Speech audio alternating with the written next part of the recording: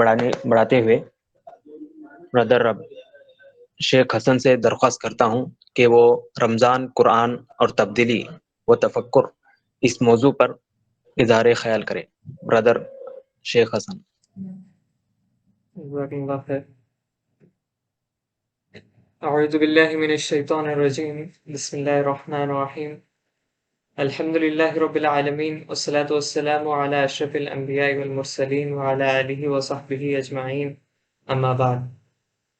محترم صدر S I الجامعہ Urdu unit اور میرے پیارے ساتھیوں، السلام علیکم ورحمۃ اللہ وبرکاتہ۔ انشاءاللہ آج وعلیکم میں السلام۔ آپ کے سامنے رمضان اور قرآن کا تعلق، پھر قرآن میں غور و فکر کے متعلق کچھ چیزوں کو بیان کرنے کی کوشش کروں گا۔ سب سے پہلے اللہ تعالیٰ کا لاکھ لاکھ شکر ہے، اس کا احسان ہے کہ اس نے ہماری زندگیوں میں ایک اور بار رمضان المبارک جیسا ایک عظیم مہینے کو عطا کیا۔ اس نے ہمیں ایک اور بار رمضان المبارک میں داخل کیا، کیونکہ کئی سارے ایسے لوگ ہیں جو پچھلے رمضان میں موجود تھے اور انہیں یہ رمضان نہیں ملی، وہ پچھلا رمضان ان کا آخری تھا۔ خاص طور پر اس وبا کی وجہ سے کئی ہمارے احباب، کئی رشتہ دار، ہمارے کئی دوستوں میں سے ہی کئی لوگ ایسے ہیں جو پچھلے رمضان میں ہمارے ساتھ موجود تھے اور اس بار نہیں ہیں۔ اللہ تعالیٰ کا لاکھ لاکھ شکر ہے کہ اس نے ہمیں اس وبا سے بچا کر ہمیں ہماری زندگیوں میں ایک اور بار رمضان عطا کیا۔ تو رمضان کے تعلق سے رمضان کے جو ہے مختلف نام ہیں۔ رمضان کو شہر العظیم کہا جاتا ہے، عظمت والا مہینہ۔ اس کو شہر الصبر کہا جاتا ہے، صبر و استقامت کا مہینہ۔ شہر المساوات کہا جاتا ہے، خیر خواہی کا مہینہ، بھلائی کا مہینہ۔ اور ایک اہم نام اس کا جو ہے شہر المبارک، یعنی برکت والا مہینہ، بابرکت مہینہ۔ رمضان جو ہے اپنے ساتھ کئی سارے فضیلتوں اور برکتوں کو لے کر ہماری زندگیوں میں آتا ہے۔ رمضان میں مومنوں کے اعمال کے اجر میں برکت ہوتی ہے۔ برکت کے عام معنی ہوتے ہیں کم چیز میں زیادہ فائدہ ہونا۔ تو مومنوں کے اعمال کے اجر میں رمضان میں برکت ہوتی ہے۔ کہا جاتا ہے رمضان میں جو ہے ایک نفل نماز کا اجر ایک فرض کے مانند دیا جائے گا، اور ایک فرض کا اجر جو ہے 70 سے 700 گنا تک بڑھا کر دیا جائے گا۔ اور رمضان کے تعلق سے نبی کریم صلی اللہ علیہ وسلم فرماتے ہیں، من صام رمضان ایمانا واحتسابا غفر له ما تقدم من ذنبه، کہ رمضان میں جس نے بھی ایمان و احتساب کے ساتھ روزے رکھے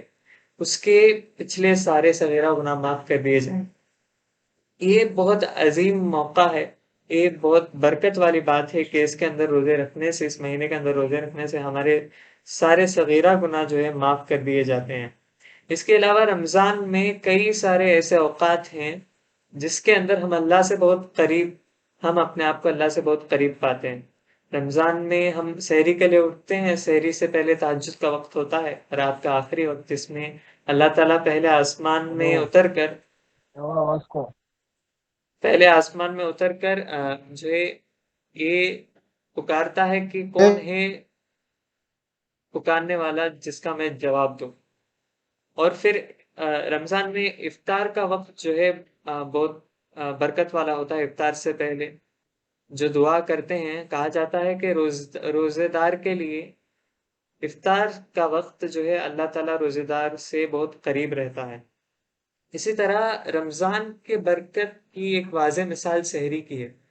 جو ہم عام طور پر صبح ناشتہ کھاتے ہیں، دوپہر تک ہماری پاور ختم ہو جاتی ہے، ہم دوپہر کے کھانے کی ضرورت پڑتی ہے، پھر دوپہر میں کھانا کھاتے ہیں، پھر شام میں کچھ کھانے پینے کی ضرورت پڑ جاتی ہے۔ لیکن رمضان کا معاملہ ایسا ہے کہ اس میں جو ہم سحری کرتے ہیں، عام طور پر وہ ہمارے کھانے کا وقت بھی نہیں ہوتا، اسی لیے کم کھا پاتے ہیں، پھر بھی اس کی طاقت جو ہے ہمیں شام تک، افطار کے وقت تک اس طرح ہوتی ہے کہ ہمیں بیچ میں کہیں بھی کھانے پینے کا خیال بھی نہیں آتا۔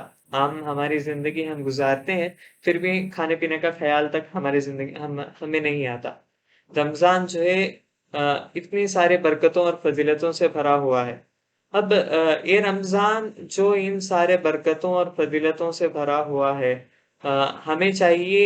کہ ہمیں اس کے اندر پورے منصوبہ بندی کے ساتھ کام کرے، اپنا لائحہ عمل طے کرے،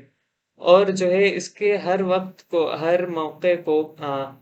قیمتی سمجھتے ہوئے کام کرے۔ اسی طرح رمضان کا جو اصل مقصد ہے تقوی حاصل کرنا، اس کے لیے بھی ہم پورے منصوبہ بندی کے ساتھ اپنے اندر تقوی کے جذبات کو پروان چڑھانے کی کوشش کریں۔ اللہ تعالیٰ سے دعا ہے کہ اللہ تعالیٰ ہمیں جو ہے رمضان سے بھرپور فائدہ اٹھانے کی توفیق دے۔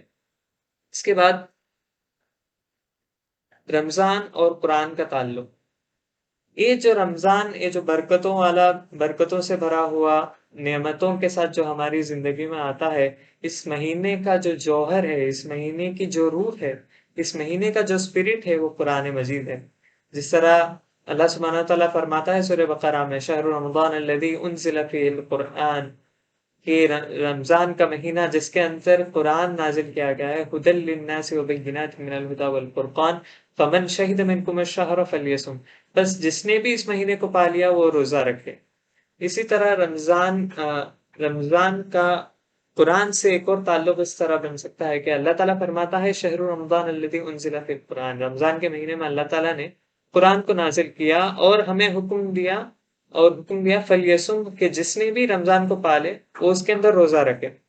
رمضان جو ہے ایک عظیم مہینہ ہے جس کے اندر اللہ تعالیٰ نے قرآن نازل کیا، اس کی وجہ سے اسے عظمت ملی ہے، تو جو بھی اسے پائے وہ روزہ رکھے۔ اور روزے کا مقصد کیا ہے؟ روزے کا مقصد اللہ تعالیٰ فرماتا ہے بسم اللہ الرحمن الرحیم، کتب علیکم الصیام کما کتب علی الذین من قبلکم لعلکم تتقون، تاکہ تم تقوی اختیار کرو، تاکہ تم پرہیزگاری اختیار کرو۔ اور پرہیزگاری اختیار کرنے سے، تقوی اختیار کرنے سے، متقی بننے سے ایک اہم فائدہ جو ہوتا ہے، جس طرح اللہ تعالیٰ قرآن میں فرماتا ہے سورہ بقرہ میں، الف لام میم ذالک الکتاب لا ریب فیہ ھدی للمتقین، کہ قرآن جو ہے متقیوں کے لیے ہدایت بن جاتی ہے۔ یعنی رمضان کا مہینہ جس کے اندر اللہ تعالیٰ نے قرآن نازل کیا، تو اس کے اندر روزہ رکھو، تاکہ روزے سے تمہارے اندر تقوی پیدا ہو، اور تقوی کے ذریعے تمہارے لیے یہ قرآن تمہارے لیے ہدایت بن جائے۔ اس طرح رمضان کا قرآن سے ایک اہم تعلق ہے کہ آدمی کے لیے قرآن جو ہے رمضان کے مہینے کے اندر روزے کے ذریعے ہدایت بن جاتی ہے، زندگی میں کامیابی کا ساز و سامان بن جاتا ہے قرآن۔ اس کے بعد قرآن میں غور و فکر۔ قرآن میں غور و فکر، قرآن جو ہے اللہ کی کتاب ہے، اللہ کا کلام ہے۔ اس قرآن سے ہم جتنی قربت حاصل کریں وہ اللہ تعالیٰ سے وہ قربت ہے۔ اب یہ ہم سب کی ذمہ داری بنتی ہے کہ ہم قرآن کو زیادہ سے زیادہ پڑھیں، اسے سمجھیں، اس پر غور و فکر کریں اور اللہ سے قربت حاصل کرنے کی کوشش کریں۔ قرآن کو سیکھنے کی کئی درجوں کی کوششیں ہوتی ہیں جو عام طور پر لوگ کرتے ہیں۔ پہلے قرآن کو پڑھنا، قرآن کو پڑھنے کے لیے قاعدہ سیکھتے ہیں، پھر ناظرہ سیکھتے ہیں، اس کے ساتھ تجوید سیکھتے ہیں، پھر کچھ لوگ جو ہے حفظ بھی کرتے ہیں۔ دوسرا مرحلہ جو ہے قرآن کو سمجھنے کا، قرآن کو جو پڑھ چکے ہیں اسے سمجھنے کے لیے قرآن کا ترجمہ پڑھتے ہیں، جو ترجمے میں کوئی بات اگر واضح نہیں ہو اس کی وضاحت کے لیے تفسیر پڑھتے ہیں۔ پھر آتا ہے سوچنے کا مرحلہ، غور و فکر کا مرحلہ۔ یہاں جو ہے ہمیں قرآن کو سیکھنے وقت ایک اہم بات ہمارے ذہن میں رہنا چاہیے کہ ہم قرآن کس لیے سیکھ رہے ہیں، قرآن کو سیکھنے کا مقصد کیا ہے۔ تو قرآن کو سیکھنے کا مقصد یہ ہونا چاہیے کہ قرآن سے سیکھنے کے لیے ہمیں قرآن سیکھنا چاہیے۔ قرآن میں جو زندگی گزارنے کا طریقہ بتایا گیا ہے، قرآن میں جو شخصیت بنانے کا طریقہ ہمیں سکھایا گیا ہے، قرآن میں معاشرے کو بہتر بنانے کا، اسے بدلنے کا طریقہ بتایا گیا ہے، قرآن میں جو ہے پورے ماحول کو اللہ کی مرضی کے مطابق اسے اللہ کی مرضی کے مطابق بدلنے کا طریقہ بتایا گیا ہے، قرآن میں لوگوں کو دعوت دینے کا طریقہ، اس کا اسلوب بتایا گیا ہے۔ اس کے علاوہ کئی ساری چیزیں ہیں جو قرآن میں موجود ہیں۔ ان سب چیزوں کو ہم قرآن سے سیکھنے کے لیے ہمیں قرآن سیکھنا چاہیے۔ جب ہم یہ ہمارا مقصد بنا لیتے ہیں تو ہم ان تینوں مراحل کی ہمیں ضرورت پڑتی ہے، لیکن افسوس کی بات یہ ہے کہ عام طور پر لوگ جو ہے آدھا سفر طے کرتے ہیں، قرآن کو سیکھ لیتے ہیں، لیکن قرآن کو سیکھنے کا جو اصل مقصد تھا، جس مقصد کے لیے وہ قرآن سیکھے تاکہ قرآن سے سیکھ سکے، وہ اس مرحلے تک نہیں پہنچتے، بلکہ افسوس کی بات تو یہ ہے کہ کئی مسلمان آج ہندوستان میں ایسے ہیں جنہیں قرآن پڑھنا بھی نہیں آتا۔ اگر پڑھنا بھی آتا بھی ہے تو اسے سمجھنے کی وہ بالکل بھی کوشش نہیں کرتے، اسے پڑھتے ہیں اور پڑھنا بالکل کافی سمجھتے ہیں۔ ہاں، لیکن جب یہ ہمارے سامنے قرآن کو سیکھنا، قرآن سے سیکھنے کا ہدف ہم رکھتے ہیں، تو قرآن کو پڑھنا، اسے سمجھنا، اسے سوچنا، اس پر سوچنا، غور و فکر کرنا اور اس سے سبق حاصل کرنا، یہ سب جو ہے بہت اہم بن جاتے ہیں۔ اب سوچنے اور سمجھنے میں کیا فرق ہے؟ سمجھنا جو ہے کسی آیت کا مطلب سمجھنا ہوتا ہے، جس طرح مثال کے طور پر اللہ تعالیٰ فرماتا ہے الف لام میم ذالک الکتاب لا ریب فیہ ھدی للمتقین۔ اس آیت کو ہم نے پڑھا، اس کا مطلب دیکھا، ترجمہ دیکھا، اس کو سمجھا، اور اس کے اندر کچھ ڈاؤٹ ہے کہ الف لام میم ہے، اس کا ترجمہ میں بھی الف لام میم ہے، اس کے تعلق سے کچھ ڈاؤٹ آیا تو اس کو کلیریفائی کرنے کے لیے ہم تفسیر کے پاس گئے، وہاں سے وضاحت حاصل کی۔ یہاں تک جو اتنا عمل ہے یہ سمجھنے کا عمل ہے۔ اس کے آگے بڑھ کر جو ہم قرآن میں آیت کو یا پھر آیتوں کے مجموعے کو یا کسی موضوع کے تعلق سے جتنے آیت ہیں ان سب کو جمع کر کے ان پر غور کرنا، ان کی گہرائیوں تک پہنچنا، ان کی حکمت کی باتوں کو تلاش کرنا اور ان سے نقطے تلاش کرنا، نئے نقطے تلاش کرنا، یہ جو ہے غور و فکر ہے۔ مثال کے طور پر ایاک نعبد و ایاک نستعین، ہم تیری ہی عبادت کرتے ہیں اور تجھی سے مدد مانگتے ہیں۔ اس آیت کے اندر جتنی گہرائی ہے، جتنی حکمت کی باتیں ہیں، ان سب کو علامہ ابن القیم رحمۃ اللہ علیہ نے ایک جگہ جمع کرنے کی کوشش کی اور انہوں نے بہت ضخیم کتاب لکھی مدارج السالکین کے نام سے۔ اس طرح قرآن کے ہر آیت میں اتنی گہرائی ہے کہ آپ جتنے بار اس کے اندر غور کرنے کے لیے جاتے ہیں اتنا آپ کو ملتا جاتا ہے۔ سمجھنے اور سوچنے کے تعلق سے ایک اور اہم بات جو ہے سمجھنے کے تعلق سے، کہ سمجھنا، ترجمہ اور تفسیر پڑھنے کو کہ نارملی کہا جاتا ہے، اور تفسیر جو ہے، یہ بات یاد رکھیں کہ ہمارا تفسیر پڑھنے کا مقصد ہمارے سامنے واضح ہو کہ ہم آیت کی وضاحت کے لیے تفسیر کے پاس جائیں۔ لیکن عام طور پر جو ہے درس قرآن میں بھی تفسیر پڑھایا جاتا ہے، اس کے بعد اجتماعی مطالعہ قرآن میں بھی لوگ الگ الگ مختلف تفاسیر لاتے ہیں اور اسی کو پڑھتے ہیں۔ لیکن تفسیر کبھی بھی ہمارا توجہ کا مرکز نہیں ہونا چاہیے۔ ہم اس کے اندر نہ پڑ جائیں کہ تفسیر میں کیا کہا گیا، فلاں مفسر نے کیا کہا، ان دونوں کے بیچ میں اختلاف کیا ہے، یا پھر تفسیر کی عبارت کو حل کرنے میں ہم اپنا پورا وقت لگا لیں۔ اس طرح نہیں ہونا چاہیے، کیونکہ ہمارے ذہن میں ہمیشہ یہ رہنا چاہیے کہ اصل جو ہے قرآن ہے، اور تفسیر اس کے وضاحت کے لیے یا پھر اس آیت کے تعلق سے کچھ زیادہ معلومات حاصل کرنے کے لیے ہم گئے ہیں، اور جتنی معلومات ہمیں حاصل ہوئی ہے، جتنی وضاحت ہمیں حاصل ہوئی ہے، اسے لے کر ہمیں واپس قرآن کی طرف آنا ہے اور اس پر غور و فکر کرنا شروع کرنا ہے، کیونکہ اصل جو ہے قرآن ہے۔ لیکن یہ بے شک بہت عظیم بات ہے، بے شک علماء نے، کئی سارے علماء نے اپنی زندگیاں لگا دی تفسیر کو جمع کرنے میں، اس کی وضاحتیں کرنے میں، لیکن ہمیں کبھی بھی تفسیر کو اپنا اینڈ نہیں سمجھنا ہے، بلکہ تفسیر پڑھ کے ہمیں واپس قرآن کی طرف لوٹنا ہے اور اس پر غور و فکر کرنا ہے۔ اور جہاں تک سوچنے کی بات ہے، یہ سوچنا اور غور و فکر کرنا، قرآن جو ہے اپنے اندر بار بار غور کرنے کا تقاضا رکھتا ہے، اس لیے ہمیں چاہیے کہ ہم اس میں بار بار غور کریں۔ گویا کہ قرآن جو ہے موتیوں سے بھرا سمندر ہے یا پھر ستاروں سے بھرا آسمان ہے، کہ آپ جتنے بار سمندر کے اندر جائیں موتیاں تلاش کرتے ہوئے، اتنے بار آپ کو اتنا زیادہ، اتنے مزید موتیاں ملتے جائیں گے۔ یا پھر آسمان، ستاروں سے بھرا آسمان ہے، کہ جس طرح ایک اگر نارمل انسان اگر آسمان کی طرف طائرانہ نظر ڈال دے تو اسے جو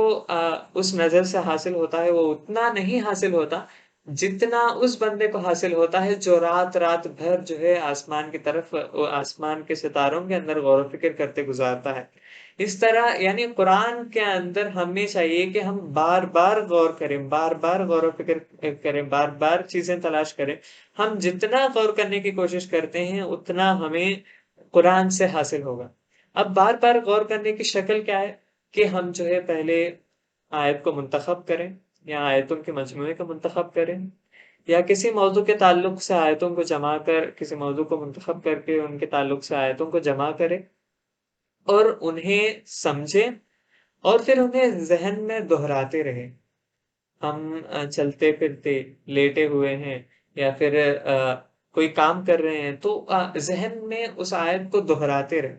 اس سے کیا ہوتا ہے کہ ہمیں آیت سے قربت حاصل ہوتی ہے، آیت ہمارا رفیق بن جاتا ہے۔ ہمیں چاہیے کہ ہم آیت کو رفیق بنا لیں، اور اس آیت سے جو قربت ہمیں حاصل ہوتی ہے اس سے ہم کئی سارے نئے نقطے آیت کے اندر ہم پا سکتے ہیں۔ ان نقطوں کو پانے کے بعد جو ہے ہمیں جو خوشی محسوس ہوتی ہے اس مرحلے تک ہمیں پہنچنا ہے، اس خوشی کے مرحلے تک ہمیں پہنچنا ہے غور و فکر کرتے ہوئے۔ اس کے بعد جب بھی قرآن میں غور و فکر کرنے کے تعلق سے جب بھی بات آتی ہے تو ایک اہم سوال ہمارے ذہنوں میں پیدا ہوتا ہے کہ ہم قرآن میں تلاش کیا کریں، کس چیز کی تلاش کریں۔ تو یہ چند غور و فکر کرنے کے چند پہلو میں بیان کروں گا۔ پہلا ہے کہ حکمت تلاش کرنا ہے۔ قرآن سے ہمیں حکمت تلاش کرنا ہے۔ حکمت کے معنی ہوتے ہیں کوئی اچھی بات، یا پھر زندگی کو روشنی دینے والی کوئی اچھی بات، ذہن اور دل کو روشنی دینے والی کوئی اچھی بات۔ قرآن تو حکمتوں سے بھرا ہوا ہے۔ ہاں، اب مثال کے طور پر لے رہے کوئی آیت لے لیں، قد افلح من تزکا، اللہ تعالیٰ فرماتا ہے کہ جس نے تزکیہ کیا وہ بے شک کامیاب ہو۔ اس سے ہمیں یہ سبق حاصل ہوتی ہے کہ کامیابی کے لیے تزکیہ کرنا ضروری ہے، ہمیں یہ حکمت حاصل ہوتی ہے۔ اس طرح قرآن کے ہر آیت، قرآن کا بلکہ قرآن کا ہر لفظ جو ہے اپنے اندر حکمتوں حکمتوں کا ذخیرہ اپنے اندر لپیٹا ہوا ہے، اسے ہمیں تلاش کرنا ہے، اس سے ہمیں سبق حاصل کر کے ہماری زندگی کو بہتر بنانا ہے۔ اس کے علاوہ قرآن میں ہم اپنا آئیڈیل تلاش کر سکتے ہیں کہ ہم اگر چاہتے ہیں کہ کوئی مثال کے طور پر ہم اگر چاہتے ہیں کہ ہم ایسی نماز پڑھیں جو اللہ تعالیٰ کو سب سے زیادہ پسندیدہ ہو، تو ہم قرآن کھولیں گے، اس کے اندر تلاش کریں گے کہ وہ کون سی نماز ہے جسے اللہ تعالیٰ پسندیدہ، جسے اللہ تعالیٰ سب سے زیادہ پسند کرتا ہے، اسی کو اپنا بھی پسندیدہ نماز بنا لیں۔ کہ ہم قرآن میں تلاش کریں کہ قرآن میں جو ہے نماز پڑھنے والے، نماز پڑھتے وقت ان کی صورت کیا ہے، کہ کس طرح نماز پڑھنے والے نماز پڑھتے ہوئے ہمیں قرآن میں نظر آتے ہیں، یا پھر کس طرح اللہ کے راستے میں مال خرچ کرنے والے مال خرچ کرتے ہوئے ہمیں قرآن میں نظر آتے ہیں، یا پھر کس طرح دعوت دینے والے دعوت دیتے ہوئے ہمیں قرآن میں نظر آتے ہیں۔ ان کو ہمیں آئیڈیل تلاش کرنا ہے، اپنے لیے آئیڈیل تلاش کرنا ہے کہ چیزوں کے طریقہ، چیزوں کے اسلوب کے تعلق سے ہمیں آئیڈیل تلاش کرنا ہے قرآن کے اندر۔ اصل یہ ہے کہ ہمیں جو ہے ایک ہدف طے کرنا ہے کہ ہم کیا چاہتے ہیں، ہم قرآن سے کیا حاصل کرنا چاہتے ہیں۔ اگر ہم قرآن سے حکمت حاصل کرنا چاہتے ہیں تو ہم ہر آیت کو، جب بھی ہم آیت پڑھتے ہیں تو ہم اپنے آپ جو ہے، اگر ہمارا ہدف حکمت حاصل کرنا ہو تو ہر آیت میں ہم حکمت تلاش کرنے لگ جاتے ہیں۔ اگر ہمارا ہدف جو ہے قرآن سے ایک آئیڈیل، ایک نمونہ ڈھونڈ کر اس کے مطابق ہماری زندگی میں عمل کرنا چاہتے ہیں تو ہر آیت میں ہم ہمارے لیے ہماری زندگیوں میں عمل کرنے کا ایک نمونہ تلاش کرنے کی کوشش کرتے ہیں۔ اس کے علاوہ ہم قرآن میں تعمیر و تشکیل کا ساز و سامان کے لیے تلاش کرنا ہے کہ فرد کی تعمیر یا پھر شخصیت کی تعمیر یا پھر معاشرے کی تعمیر، اس کی تبدیلی، اس کے لیے قرآن میں کیا کیا آیت ہے، یا پھر کسی آیت میں فرد کی تعمیر کے لیے کیا ساز و سامان ہے، شخصیت کی تعمیر کے لیے کیا ساز و سامان ہے، کسی آیت میں اس آیت کے ذریعے معاشرے میں کیا تبدیلی لائی جا سکتی ہے، کیا تشکیل لائی جا سکتی ہے، اس بات پر بھی ہم غور کر سکتے ہیں۔ اس کے علاوہ قرآن کا موضوعاتی مطالعہ یہ بھی ایک اہم چیز ہے۔ قرآن جو ہے موضوعات سے بھرا ہوا ہے، تو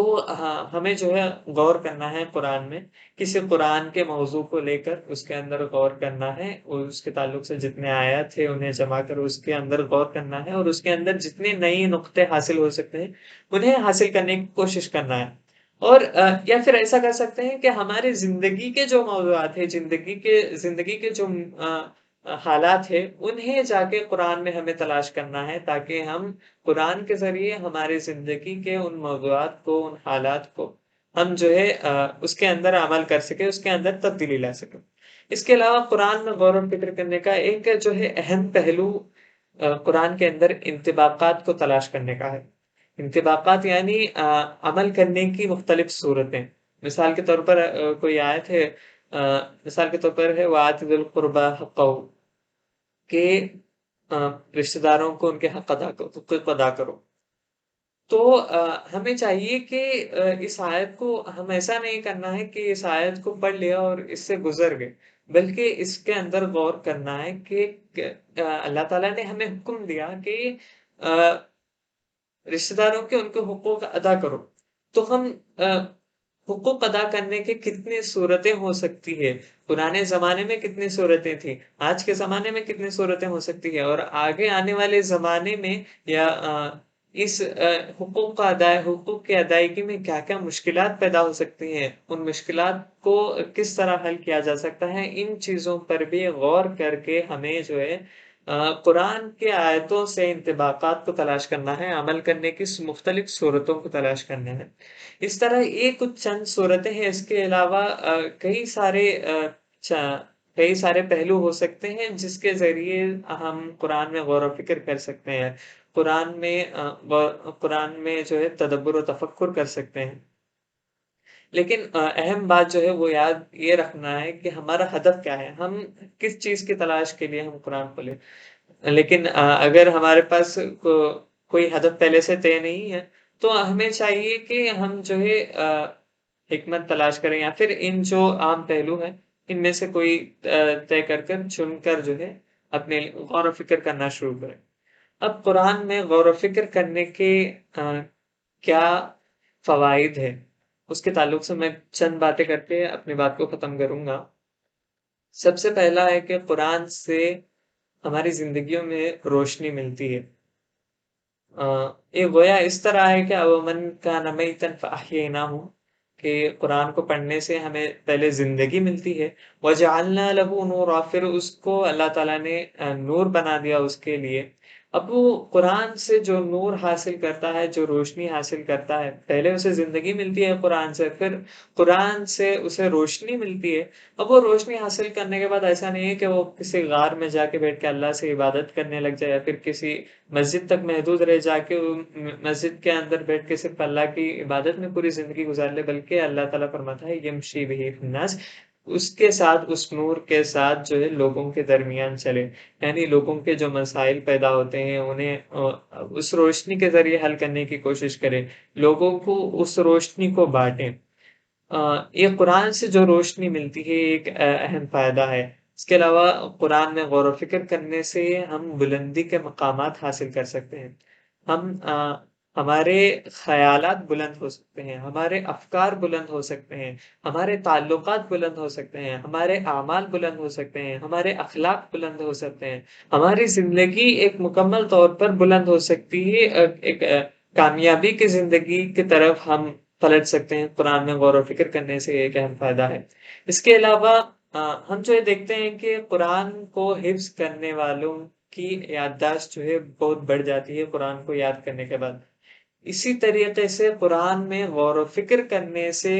آدمی کی آئی کیو لیول بڑھ جاتی ہے، اسے سوچنے سمجھنے کی طاقت بڑھ جاتی ہے، اس طرح کے، کیونکہ قرآن کوئی معمولی کتاب نہیں ہے، اللہ تعالیٰ کا کلام ہے۔ اللہ تعالیٰ نے انسانوں کی ہدایت کے لیے آخری کتاب جو نازل کیا ہے، یہ اللہ تعالیٰ کا کلام ہے، یہ کوئی معمولی کتاب نہیں ہے۔ اس کے اندر غور و فکر کرنے سے، اس کے اندر سوچنے کی کوشش کرنے سے جو ہے انسان کی سوچنے اور سمجھنے کی صلاحیت بہت زیادہ بڑھ جاتی ہے۔ تو پھر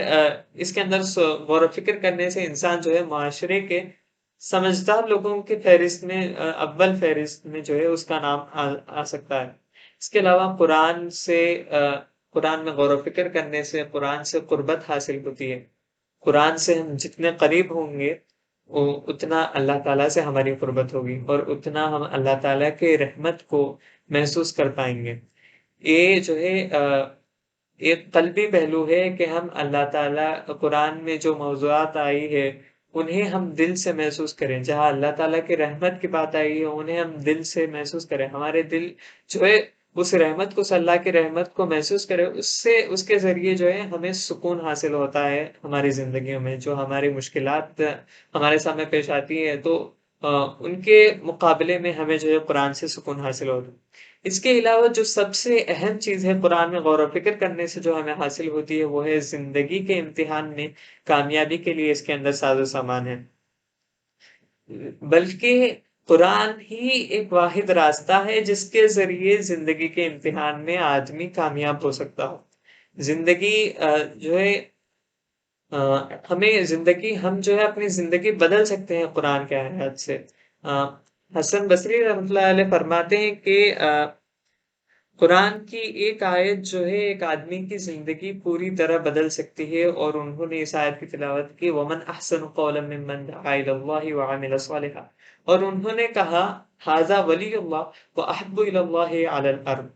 یعنی جو بھی اس آیت سے جو ہے غور و فکر کر کے اپنی زندگی کو بدلا ہے وہ اللہ کا ولی بن جائے گا، اور وہ جو ہے دنیا کے اندر اللہ سے سب سے زیادہ محبوب تر بندہ بن جائے گا۔ یہ ایک آیت نہیں بلکہ قرآن کی ہر آیت اپنے اندر یہ طاقت اور یہ قوت رکھتی ہے کہ اس سے غور و فکر کرنے سے ہمیں زندگی میں جو ہے ہماری زندگی میں بہت بدلاؤ آ سکتا ہے۔ ہم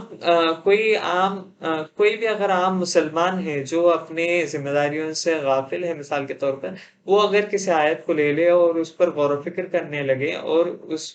پورے ایمان و احتساب کے ساتھ، یعنی اس سے کچھ حاصل کرنے کے مقصد سے غور و فکر کرنے لگے، تو یہ بالکل ممکن ہے کہ اس کی زندگی بالکل اس طرح بدل جائے کہ وہ متقی اور پرہیزگار بندہ بن جائے۔ عام مسلمان ہی نہیں، اگر کوئی فاجر ہو، اگر کوئی